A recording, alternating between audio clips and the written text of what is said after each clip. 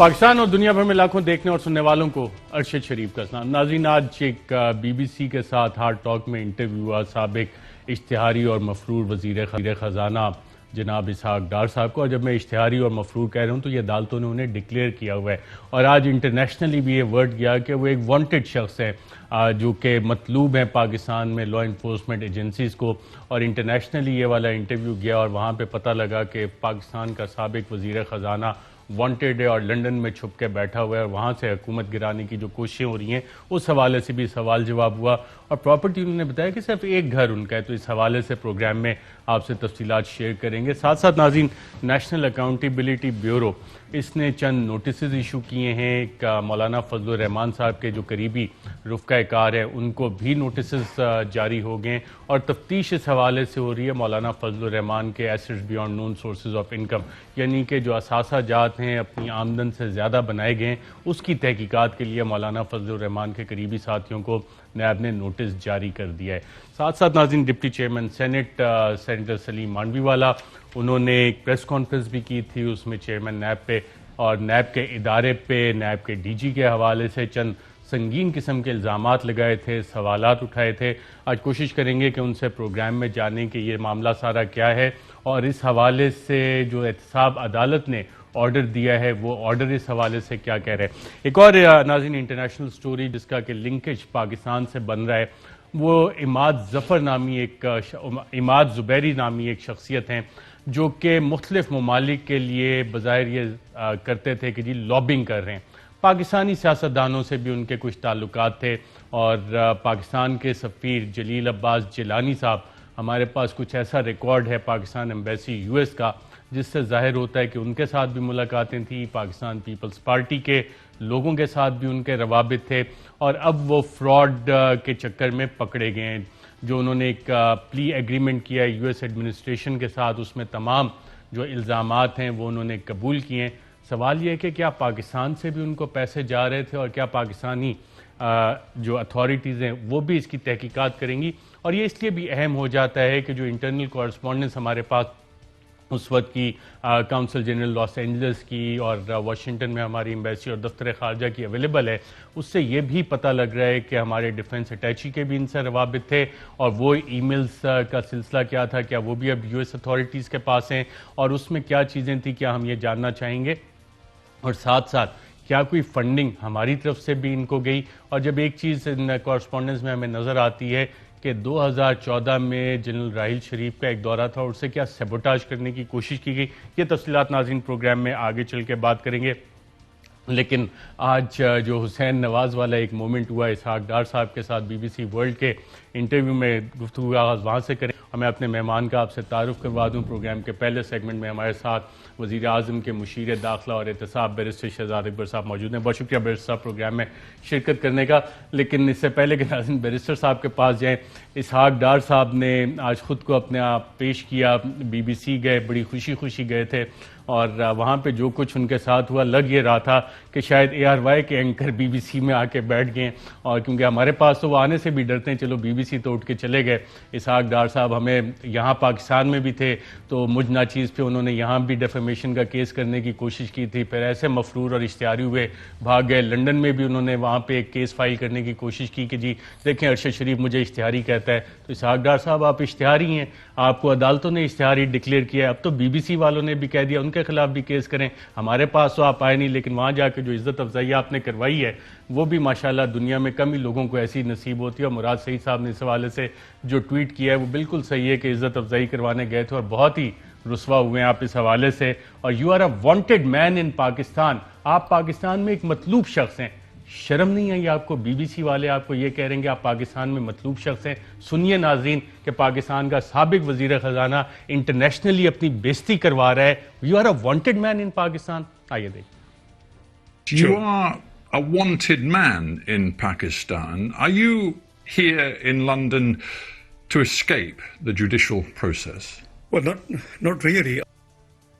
آئیں بائیں شائیں، you are a wanted man, you are here to escape the judicial process. عدالتوں سے بھاگ کے آئے ہوئے ہیں مفرور، بھاگے ہوئے ہیں عدالتوں سے۔ آپ نے ایک دعویٰ کیا تھا بیرسٹر صاحب کہ اسحاق ڈار صاحب کو واپس لے آئیں گے، ہمیں آج پتہ لگا کہ 3 سال سے ان کی کمر کا درد نہیں سی ہو رہا اور بیٹھے ہیں وہاں پہ.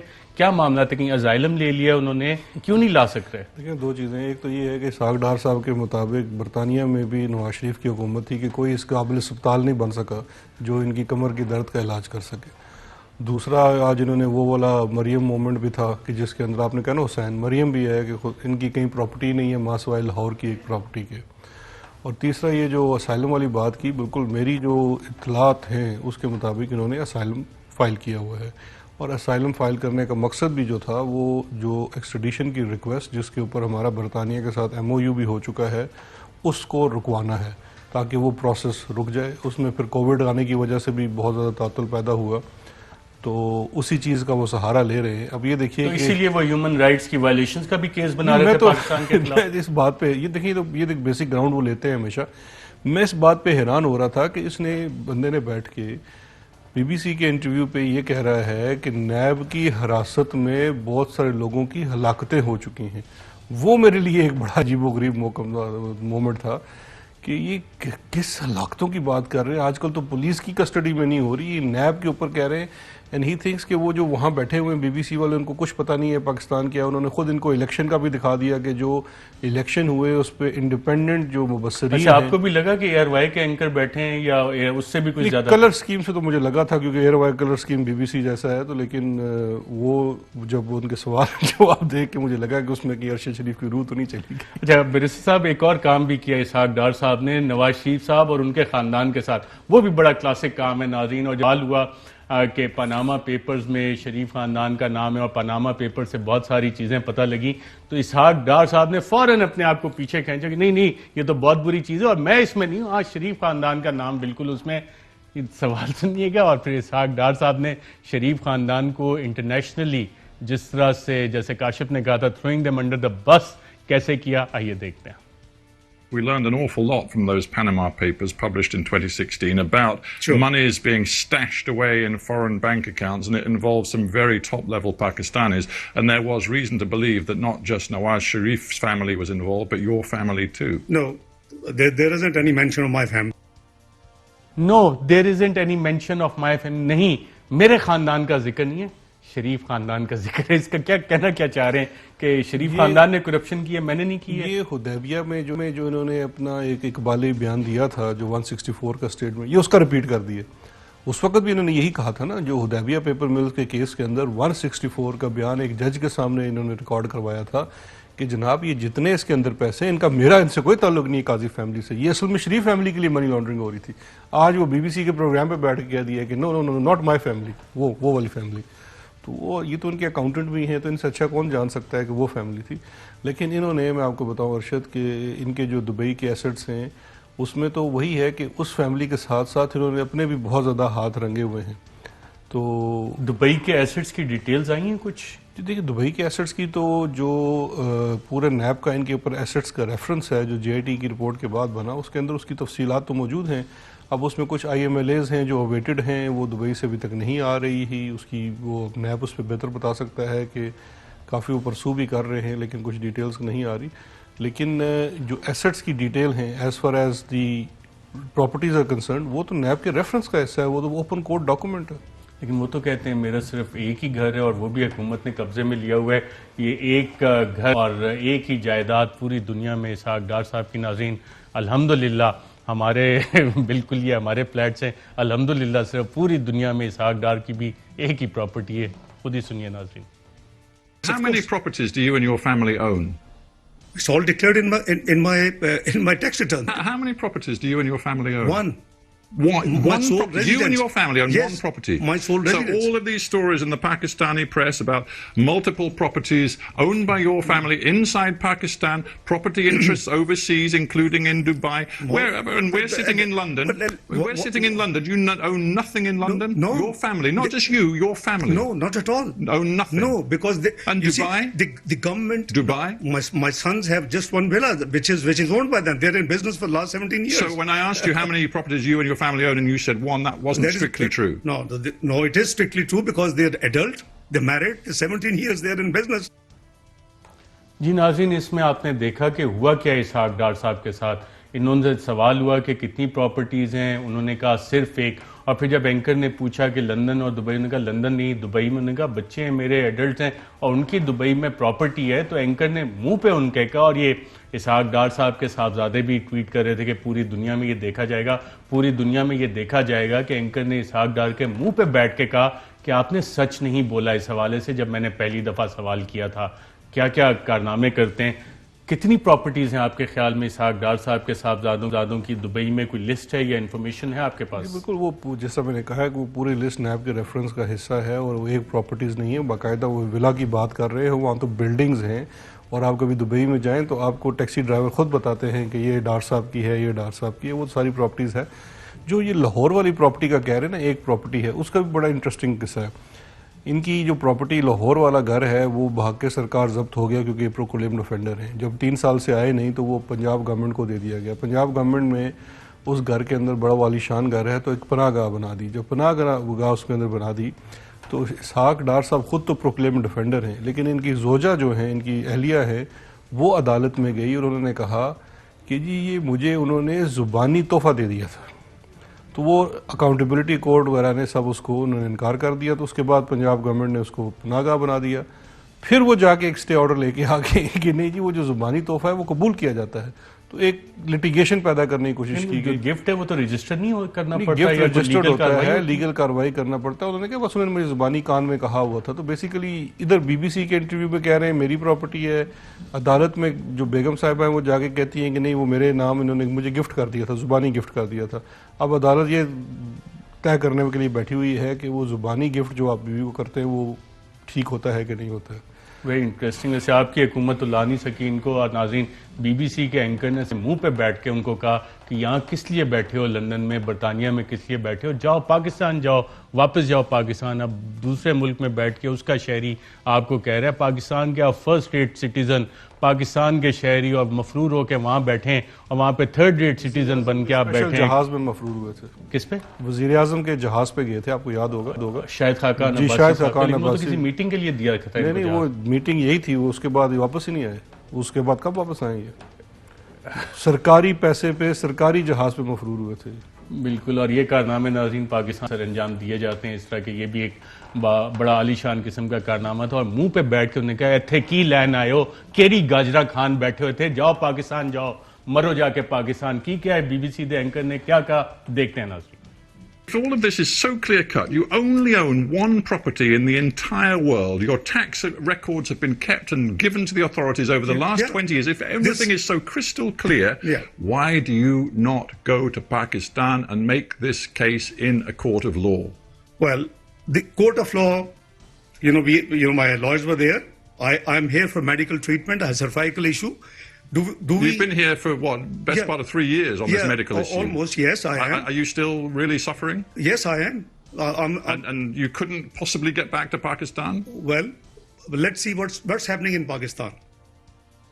جی ناظرین، آپ نے دیکھا کہ کتنی عزت افزائی کی ہے بی بی سی کے اینکر نے اسحاق ڈار کی کہ ادھر کیوں بیٹھے ہو، جاؤ پاکستان جاؤ. پاکستان کیوں نہیں آتے؟ ابھی تو کمر درد کا وہاں بیٹھ کے بتا رہے ہیں کیونکہ گاجریں اتنی کھائی ہیں، پاکستان آئے تو پیٹ میں بھی درد زیادہ ہو جائے گا. یہی وجہ ہے. اور یہ سروائیکل پین 3 سال سے آپ نے سنا حکومت آپ کی ان کو لا نہیں سکی.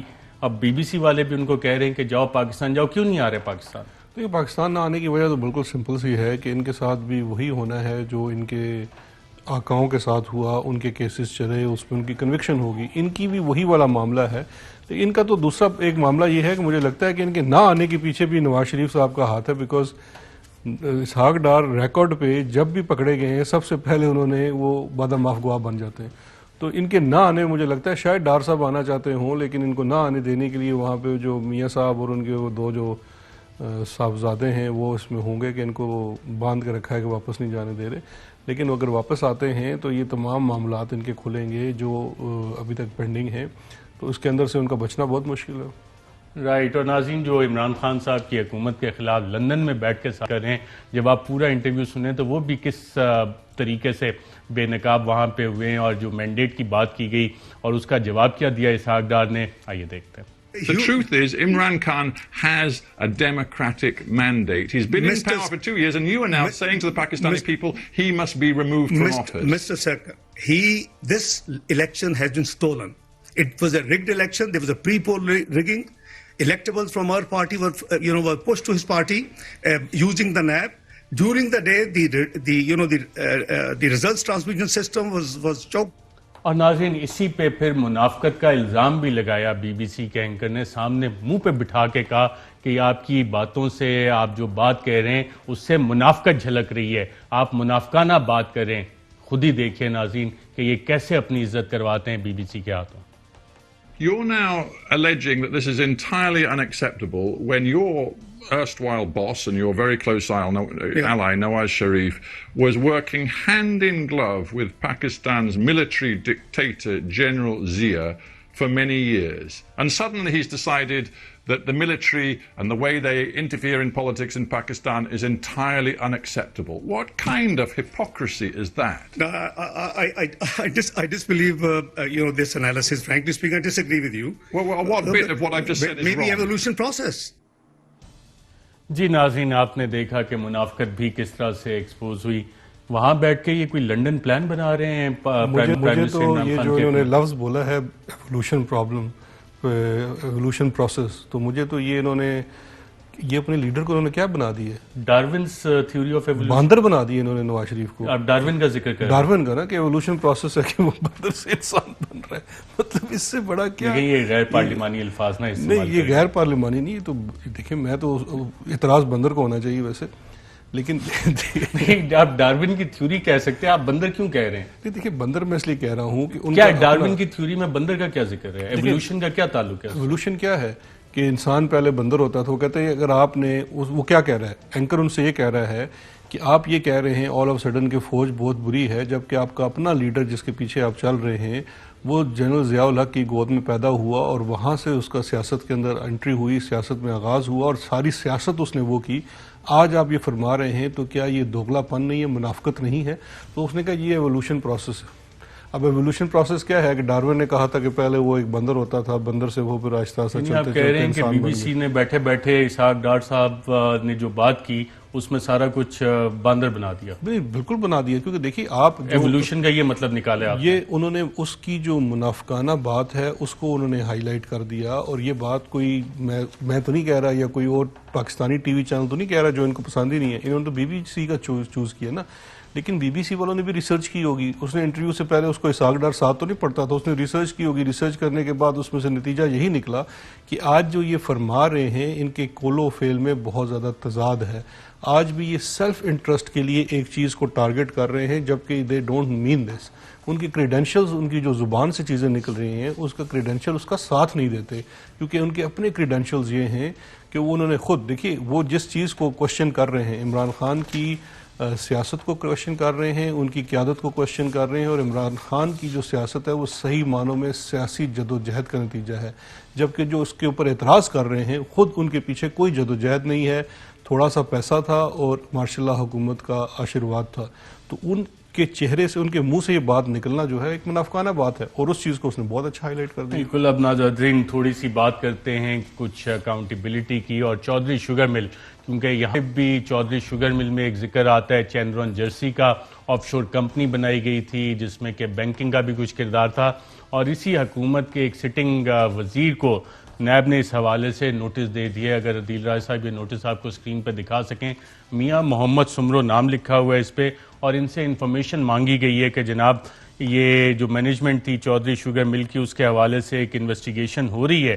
تو آپ کا یہ پتہ لگا ہے کہ آپ اس وقت کوئی بینکنگ کردار ادا کر رہے تھے. آپ کی حکومت سے بھی نیب سوال کرنے کی جرت کرتی ہے، کیونکہ اپوزیشن تو کہتی ہے کہ جی حکومت کا حساب ہی نہیں ہو رہا. دیکھیں، نہ صرف سوال کرتی ہے، ہماری حکومت کے تو مختلف لوگوں کے خلاف وہ کیس بھی فائل کرتی ہے، ان کو اریسٹ بھی کیا جاتا ہے. وہ تو ایک پورا معاملہ ہے. اس سے تو یہی پتہ چلتا ہے کہ نیب اپنے کام کرنے کے لیے بالکل آزاد ہے. اس کیس کے اندر بھی جو شیڈرن جرسی ہے، جو ایک بڑی ایک میں سمجھتا ہوں ایک عجیب و غریب چیز ہوئی کہ ایک بینک نے لون دینے کے لیے شوگر مل کو ایک آف شور کمپنی، بینک بیٹھا ہوا ہے بحرین میں اور آف شور کمپنی جا کے وہ بنا دیتا ہے جرسی آئلینڈ میں. تو اس پہ جب بنی تو اس کے متعلق سوالات ہیں، اور جو سمرو صاحب ہیں اس وقت شاید اس بینک کے کوئی ہائر آفیشل تھے، تو اس سے متعلقہ کوئی اور لوگوں کو بھی نوٹس گئے ہوں گے، تو ان کو بھی گیا ہے as his role as a banker.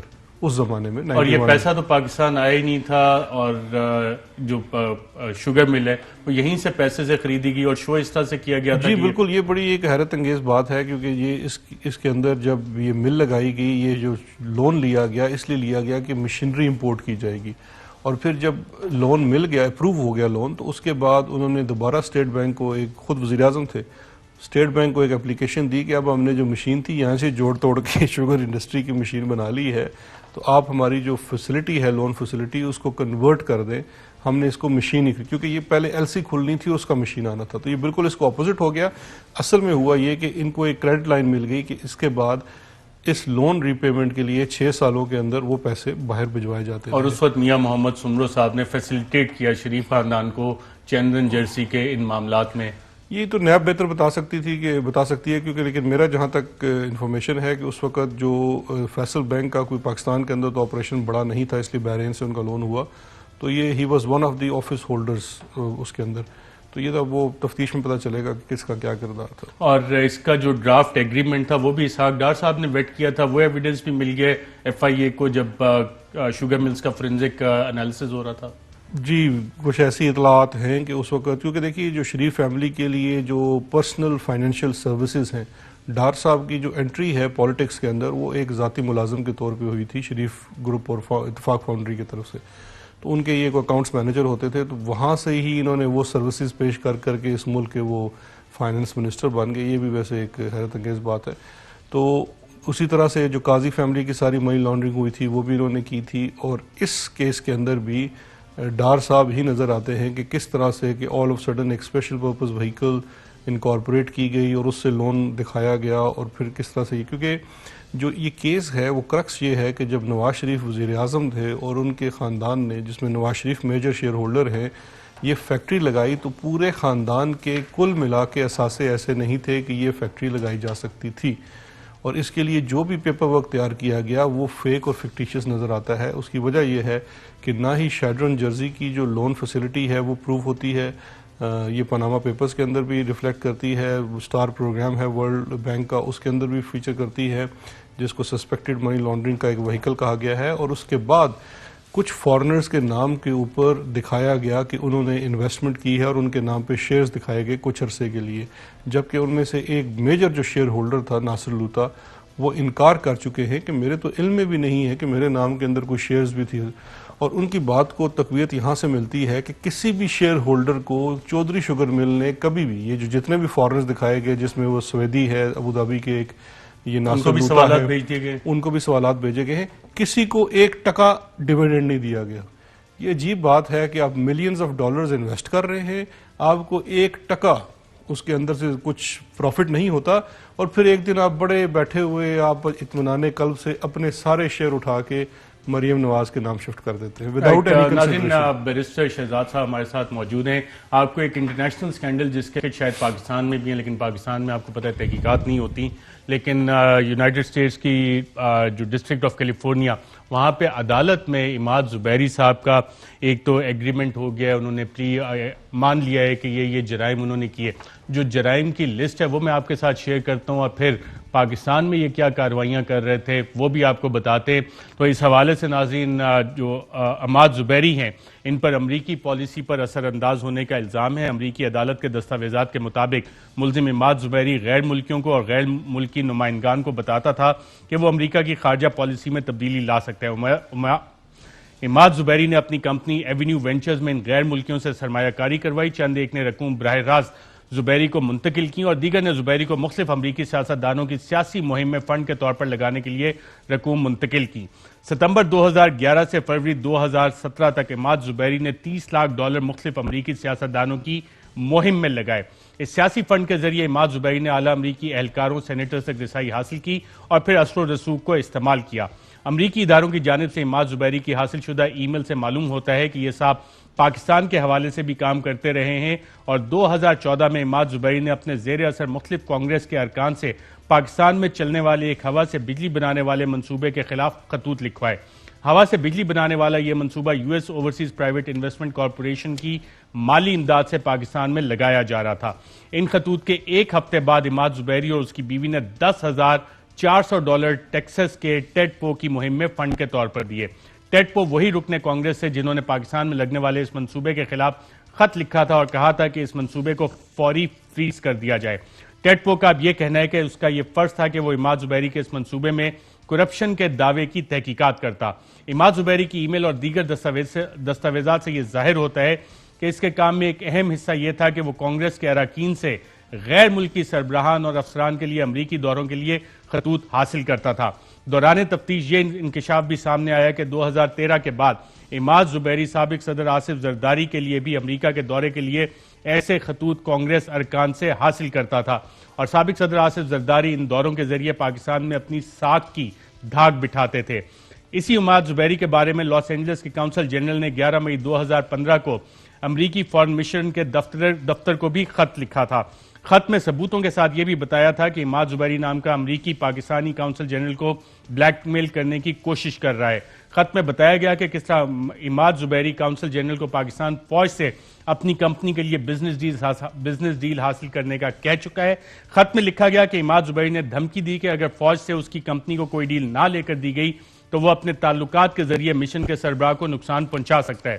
Council general نے یہ بھی لکھا کہ عماد زبیری کی جانب سے بارہا فنڈ ریزنگ کی کیمپین میں شرکت کی دعوت دی جاتی تھی لیکن وہ نہیں جاتے تھے۔ ہیلری کلنٹن کی فنڈ ریزنگ کے لیے بھی دعوت نامہ دیا گیا۔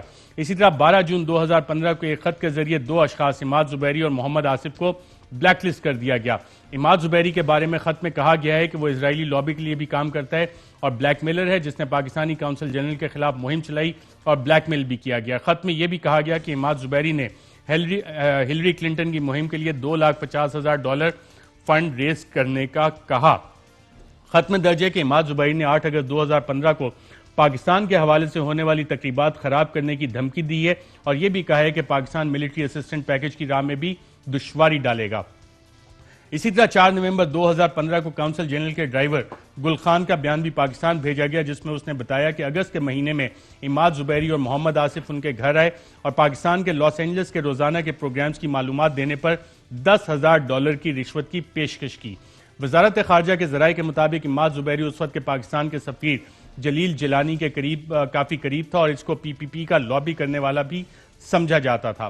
ذرائع کے مطابق 2014 میں جب اس وقت کے army chief general Raheel Sharif نے امریکہ کا دورہ کیا تو سینیٹر جان مکین اور ان کی ملاقات طے تھی مگر یہ ملاقات نہ ہو سکی۔ ذرائع کا دعویٰ ہے کہ اس ملاقات کو منسوخ کرنے کے لیے بھی اسی عماد زبیری نے لابی کیا تھا اور پاکستان سے بھی ان کو فنڈنگ جا رہی تھی۔ اس کا ریکارڈ بھی کچھ شیئر کیا گیا ہے۔ تو بیرسٹر شہزاد اکبر نے کہا تھا کہ ایک دفعہ اگر آپ وسل بلو کریں اور کوئی بڑی چیز پکڑی جائے تو اس میں کچھ نہ کچھ وسل بلورز کو بھی ملتا ہے۔ تو میں ناظرین آپ سب کے سامنے یہ چند دستاویزات US کورٹ کے اور کچھ انٹرنل ای میل کورسپونڈنس دے رہا ہوں بیرسٹر شہزاد اکبر صاحب کو کہ یہ معلوم کرنا چاہیں اگر تو یہ ایک انفارمیشن ہے اور باقاعدہ پبلکلی ان کو دے رہا ہوں، چھپ چھپا کے نہیں دے رہا۔ جسٹس قاضی فائز عیسیٰ والے کیس میں ان تک پہنچی تھی کہ اس کو بھی ذرا دیکھ لیں کہ کون کون تھے اور پاکستان کے ڈیفنس اٹیچی کی ای میلز تھیں اور کتنا پیسہ پاکستان سے عماد زبیری کو گیا کیونکہ تقریباً $5.6 ملین کا فراڈ صرف سری لنکن کے گورنمنٹ کے ساتھ ہوا۔ تو کیا پاکستان میں بھی کچھ ہوا ہوگا؟ آپ اس کو دیکھنا چاہیں گے سر؟ بالکل بالکل ارشد، کیوں نہیں دیکھنا چاہیں گے، بلکہ جو آپ نے، میں تو نہیں جانتا اس کیس کے بارے میں لیکن جو فیکٹس آپ سے سن رہا ہوں اس سے تو یہ لگ رہا ہے کہ یہ تو کچھ اس قسم کا معاملہ ہے جہاں پہ کوئی ایک انٹرسٹ گروپ اس کو اپنے ذاتی مفاد کے لیے اور ذاتی تعلقات کے لیے تو استعمال کرتا رہا، لیکن جب ان کا ذاتی مفاد ختم ہو گیا تو پاکستان کے انٹرسٹ کو ڈیمیج کرنے کے لیے بھی استعمال کیا گیا۔ تو یہ معاملہ مجھے لگتا ہے شاید صرف منی لانڈرنگ کا نہ ہو، نیشنل سیکیورٹی اور نیشنل انٹرسٹ کا بھی ہوگا۔ بالکل، بیرسٹر شہزاد اکبر صاحب بہت شکریہ اپنی شرکت کرنے کا۔ ناظرین یہاں پہ ایک وقفہ لیں گے اور وقفے کے بعد ہمارے ساتھ موجود ہوں گے ڈپٹی چیئرمین سینیٹ سینیٹر سلیم مانڈوی والا صاحب۔ ویلکم بیک ناظرین، پروگرام کے اس سیگمنٹ میں ہمارے ساتھ موجود ہیں ڈپٹی چیئرمین سینیٹ سینیٹر سلیم مانڈوی والا۔ بہت شکریہ سینیٹر صاحب پروگرام میں شرکت کرنے کا۔ آپ کی چیئرمین نیب سے بھی ملاقات ہوئی، اس میں کیا معاملات طے پائے؟ کیا آپ اس ڈیمانڈ سے کہ نیب کو آپ حاضر کریں گے سینیٹ میں اس پہ کنسیڈ کر گئے کل کی ملاقات میں یا ابھی بھی آپ بلانے پہ بضد ہیں؟ ارشد صاحب دیکھیں، ملاقات میری اس لیے نہیں ہوئی تھی ٹو ڈسکس مائی ایشو، ملاقات اس لیے ہوئی تھی کہ میں ان کو یہ بتانا چاہتا تھا، جو کہ پہلے میں ان کو لیٹرز بھی لکھ چکا ہوں، ان کو کئی دفعہ بتا بھی چکا ہوں کہ نیب یہ اس قسم کی غلط حرکتیں کر رہی ہے اور آپ اس کو روکیں۔ اور ان آفیسرز کو چیک کریں. تو میری ملاقات بھی اسی سلسلے میں ہوئی تھی کہ اگر آپ کو میں کئی دفعہ یہ لیٹر بھی لکھیں. آپ تو ہوا کیا سینیٹر سلیم مانوی والا صاحب، یہ کون سے افسران ہیں اور انہوں نے آپ کے ساتھ کیا کیا؟ آپ کو بھی تھریٹن کیا تھا کسی آئی او نے؟ سر مجھے تو صرف یہ کہا تھا کہ آپ اعجاز ہارون صاحب کو کہیں ہمارے ساتھ پلی بارگین کر دیں، اسی میں آپ کی بھی بچت ہے اور ان کی بھی بچت ہے. تو جب ایک آئی او مجھے یہ کہہ سکتا ہے تو آپ امیجن کریں ایک ڈی جی کیا کر سکتا ہے. تو یہ تو آج میرے ساتھ ہوا ہے، یہ روز ہوتا ہے ارشد صاحب، روز ہوتا ہے. اور اب میں سارے وہ وکٹمز جو جنرلی چھوٹے بزنس مین ہیں یا بڑے بزنس مین ہیں یا پرائیویٹ سیکٹر کے پرائیویٹ سٹیزنز ہیں جن کے ساتھ یہ روز ہوتا ہے نیب کے آفیسز میں، نیب کے سیلز میں، ان کو میں سینٹ میں بلاؤں گا، ان کو میں پیش کروں گا نیب چیئرمین کے سامنے، اور میں ان کو کہوں گا جی ان کو جواب دیں کہ ان کو آپ نے کیا چوائس دی، یا آپ پلی بارگین کریں یا آپ جیل جائیں. 2 چوائسز ہیں آپ کے پاس. تو مجھے آپ یہ بتائیں آپ کیسے بلائیں گے؟ نیب کو تو کوئی بلا ہی نہیں سکتا بطور ڈپٹی چیئرمین سینیٹ، اور سینیٹ آپ کے پاس کیا پاور ہے کہ آپ گرفتار کر سکتے ہیں ان کو؟ نہیں، میں ان کو بلاؤں گا، اور اگر یہ سینٹ کمیٹی میں نہیں آئیں گے، they are government servants, how can they not come to the parliament? And any government servant who refuses to come to the parliament committee, we will proceed against him. ہم اس کا removal demand کر سکتے ہیں، ہم اس کے خلاف resolution لا سکتے ہیں، ہم اس کے خلاف کئی چیزیں کر سکتے ہیں. تو اس غلط فہمی میں کوئی کوئی نہ رہے میجسٹریل پاورز بھی ہیں پارلیمنٹ سے کوئی کمیٹیز کے بالاتر ہے. پاس، میجسٹریٹ کی پاورز بھی ہیں کہ اگر کوئی نہ آئے تو اسے گرفتاری کے احکامات دیے جائیں. بالکل. اور مجھے آپ کو یاد ہوگا میں چیئرمین ہوتا تھا فائنانس کمیٹی کا، میں نے وارنٹ ایشو کر دیے تھے لوگوں کے، وہ لوگ پھر اپیئر ہوئے تھے جن کے میں وارنٹ ایشو کرنے لگا تھا. اگر ضرورت پڑی تو ہم ان کے وارنٹ بھی ایشو کریں گے.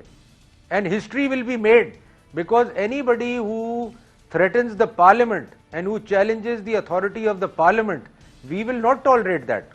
And it's not only me, it's everybody who is sitting in the parliament. Senator Saleem Mandviwalla صاحب، آپ کو آئی او نے کس بات پہ یہ کہا کہ جی اعجاز ہارون کے خلاف سٹیٹمنٹ دیں؟ آپ کا اس سے کیا تعلق؟ سر میرا تعلق بڑا سمپل ہے، کیونکہ یہ پہلے میں نے ان کو بتایا کہ اعجاز ہارون میرے بچپن کے دوست ہیں، انہوں نے اپنے پلاٹس پرائیویٹ بیچے پرائیویٹ گروپ کو. ان کو پرابلم یہ ہے کہ جی یہ فیک اکاؤنٹ ہے. میں نے کہا یہ آپ کہتے ہیں فیک اکاؤنٹ ہے، جب پروو ہوگا فیک اکاؤنٹ ہے، کورٹ کہے گا فیک اکاؤنٹ ہے، چیزیں فائنلائز ہوں گی تو بات ہوگی. آپ کون ہوتے ہیں ایک پرائیویٹ آدمی کو ایک پرائیویٹ زمین بیچنے کے لیے آپ اس کو کہتے ہیں کہ جی ہمارے ساتھ پلی بارگین کرو، اور اگر نہیں کرو گے تو ہم تمہیں اندر کر دیں گے. اور اس کو انہوں نے اندر کیا، اور وہ آج بیل پہ ہے، اور کورٹ کا آپ کو میں اس کا بیل آرڈر بھیجوں گا، وہ پڑھنے والا ہے جو کورٹ نے اس کا بیل آرڈر میں لکھا ہے. یہ اس سے بڑی توہین. اور آپ جسٹس اطہر من اللہ کو دیکھیں، آپ سپریم کورٹ کے رضا باقر صاحب نے جو لکھا ہے، آپ مطلب آپ کیا کرنے جا رہے ہیں؟ آپ کو کتنے لوگ سمجھائیں کہ آپ ہوش کریں، نہیں تو یہ پورا پاکستان آپ کے دفتر کے باہر آ کے میں اسی پہ دوبارہ آتا ہوں. آپ نے لیڈ کوئی کروں گا پرائیویٹ ان کو. شیئرز کا ذکر کیا. سینیٹر سلیم مانوی والا صاحب ایک وقفہ لیتے ہیں اور یہ جانیں گے کہ یہ پرائیویٹ زمین تھی، پرائیویٹ ٹرانزیکشن تھی، اور یہ کہاں پہ یہ ساری چیزیں ہوئیں؟ کیا منگلا کور کا بھی اس میں فوج کا بھی کوئی تعلق بنتا ہے اس ساری ٹرانزیکشن سے؟ ایک وقفے کے بعد. ویلکم بیک ناظرین، ہمارے ساتھ موجود ہیں deputy chairman senate senator Saleem مانوی والا. سینیٹر سلیم مانوی والا صاحب، یہ کون سی زمین کا ایشو ہے؟ یہ منگلا ویو ریزورٹ، یہ زمین کس سے لی گئی تھی اور یہ چیک کس نے ایشو کیا تھا، کس کے نام پہ؟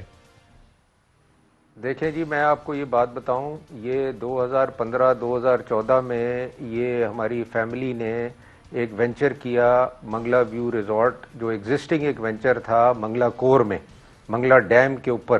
یہ ایک ہے اور یہ منگلا کور نے اس کی اجازت دی تھی؟ زمین منگلا کور نے بیچی تھی؟ جی بالکل. منگلا کور اس کا وٹنس ہے اس ایگریمنٹ کا، اور منگلا کور نے ہی یہ پروجیکٹ اپروو کیا تھا، یہ جوائنٹ وینچر اپروو کیا تھا. اور اس میں کوئی کیا نیب کہہ رہے ہیں کہ منگلا کور آرمی کی ایک ریسپانسیبل سٹرائک کور، اس نے ایک جعلی آدمی کو چیک دیا؟ نیب یہ کہہ رہے ہیں؟ جی نیب یہ کہہ رہا ہے کہ میں نے ایک جعلی آدمی کو چیک دیا، انہوں نے نہیں دیا، اور انہوں نے چیک لیا.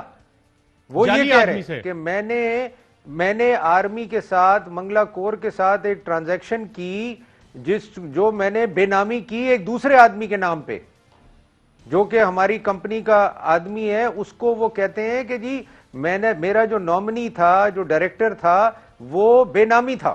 اور یہ پیسہ منگلا کور کو گیا موجود ہے. نہیں، میرا پوائنٹ یہ ہے ارشد صاحب، سینٹ صاحب میں جاننا چاہ رہا ہوں نا، کیونکہ اگر نیب نے یہ والا نوٹس دیا اور زمین منگلا کور سے خریدی گئی، پیسے اس کے منگلا کور کو گئے اور نیب یہ والا الزام لگا رہے، تو اس کے بڑے سیریس ریپرکشنز ہیں نیشنلی بھی اور انٹرنیشنلی بھی اگر نیب یہ کام کر رہا ہے. سر میں خود کہہ رہا ہوں آپ کو، اسی لیے تو میں نے یہ پریس کانفرنس کی. میں نے کہا کہ یہ پاکستان کی اگر کوئی تباہی کرنا آپ چاہتے ہیں نا تو نیب کو یہ کام کرنے دیں. آپ کو کسی کی ضرورت نہیں ہے پاکستان کی. ایک طرف ہم فیٹف کی جنگ لڑ رہے ہیں اور دوسری طرف یہ اس قسم کی باتیں کر رہے ہیں جس کا نہ کوئی سر ہے نہ کوئی پیر ہے. اور سینیٹر سلیم مانوی صاحب، chief of the army staff کے نوٹس میں آپ لائیں ہیں یہ چیز؟ سر میں بالکل لاؤں گا، میں ساری چیزیں. اور میں اب اس آپ کے شو میں جنرل ہلال اور جنرل دورانی، ان دو جنرلوں کا جو ریٹائرڈ ہیں اب، ان کا نام لیتا ہوں کہ ان دونوں کو اس ٹرانزیکشن کے بارے میں پتا ہے. میں ان سے بڑی دفعہ ملا ہوں اور میرے بھائی ان سے ملے ہیں، میری پوری فیملی ان سے ملی ہے to discuss this business and to discuss this transaction. یہ کہتے ہیں جی بے نامی ہے. مطلب آپ دیکھیں یہ انتہا ہے. یہ مطلب بالکل. Deputy chairman senator Saleem Mandviwalla صاحب بہت شکریہ پروگرام میں شرکت کرنے کا. ناظرین، انتہائی important details senator Saleem Mandviwalla صاحب نے شیئر کی ہیں. آج کے پروگرام میں اتنا ہی. اجازت دیجیے گا. اللہ حافظ.